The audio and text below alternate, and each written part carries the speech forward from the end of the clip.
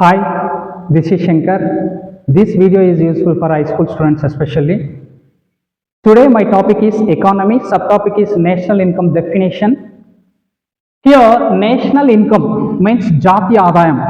The definition of national income means national income is the total income earned by the people of country in 1 year.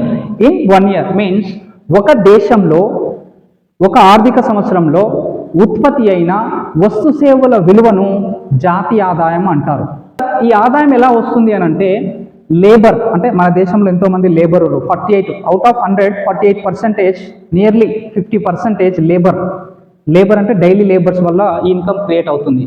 So land వల్ల ఏమొస్తుంది, దానివల్ల rent వస్తుంది. ల్యాండ్ను లీజ్కి ఇవ్వడం వల్ల ఏదైనా వస్తువు ఉత్పత్తి తయారు కావాలంటే రెంట్ ఇవ్వడం వల్ల కానీ ఇది ల్యాండ్ ద్వారా రెంట్ వస్తుంది మనకి. సో హియర్ క్యాపిటల్, మనం ఒక మొత్తంలో ఇన్వెస్ట్మెంట్ చేయడం వల్ల దానివల్ల ఏమొస్తుంది, ఇంట్రెస్ట్ వస్తుంది. So next organisations and entrepreneurs స్థాపించడం వల్ల దానివల్ల ప్రాఫిట్స్ వస్తాయి. సో ఈ 4 సెక్టార్ల నుంచి నేషనల్ ఇన్కమ్ క్రియేట్ చేస్తాం. ఏ దేశానికైనా labour, land, capital, entrepreneurship or organisations are very very important. Here ఒక వస్తువు కానీ సర్వీస్ కానీ తయారు అయ్యి వాటి మొత్తం విలువను తెలియజేయడాన్ని జాతీయ ఆదాయం అంటారు. Here, national income is the total income, means 28 states and 8 union territories area నుంచి వస్తుంది ఈ ఇన్కమ్ అనేది. మన భారతదేశానికి కానీ ఏదైనా ఒక దేశానికి కానీ ఒక ఫైనాన్షియల్ ఇయర్ అనేది ఉంటుంది. అంటే ఈ నెలలో స్టార్ట్ అయ్యి ఈ నెలలో ఎండ్ అవుతుంది. 12 monthsలో ఉత్పత్తి అయిన వస్తు రాశి ఆర్ సేవలను ఆర్థిక సంవత్సరంతో కొలుస్తారు దాన్ని. ఇక్కడ ఫైనాన్షియల్ ఇయర్ అంటే starting or begin with April 1st start అవుతుంది. నెక్స్ట్ ఎండ్ మాత్రం మార్చి 31st రోజు ఎండ్ అవుతుంది. అంటే ఈ 2 డేట్ మధ్యలో జరిగిన వస్తువు ఉత్పత్తి కానీ సేవలను కానీ ఈ రెండింటిని క్యాలిబ్రేట్ చేస్తారు. ఒకవేళ సగం తయారైన వస్తువులను తీసుకోరు దీంట్లోకి, మొత్తం తయారై మార్కెట్కి వెళ్ళిన వస్తువులను క్యాలిబ్రేట్ చేస్తారు ఈ జాతీయ ఆదాయంలో. ఇక్కడ ఒక దేశంలో ఒక ఆర్థిక సంవత్సరంలో ఉత్పత్తి అయిన వస్తు సేవల రాశిని లేదా విలువను జాతీయ ఆదాయం అంటారు. Here another definition also is there.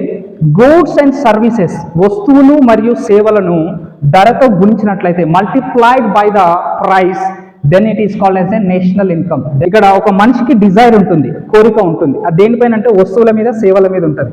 So goods are different types. Here services also different types. Okay, so goods and services మీద మనిషికి కోరిక ఉంటుంది. ఈ goods and services is called as a economy. Goods మరియు సర్వీసెస్ని ఎకానమీ అని పిలుస్తాము.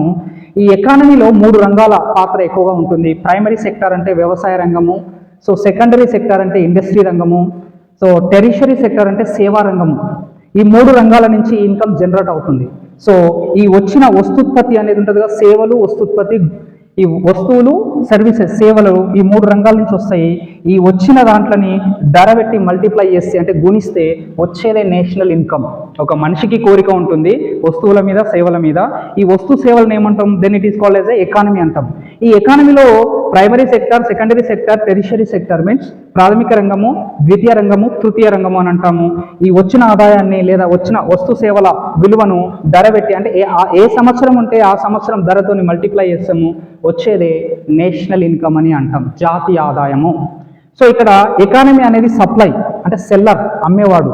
ఇక్కడ here price means demand. ఇక్కడ డిమాండ్ అని అంటే బయ్యర్, కొనేవాడు, బై చేస్తాం మనం. So finally the definition of national income means goods and services multiplied the price, then it is called as a national income. So this is totally national income. Thank you.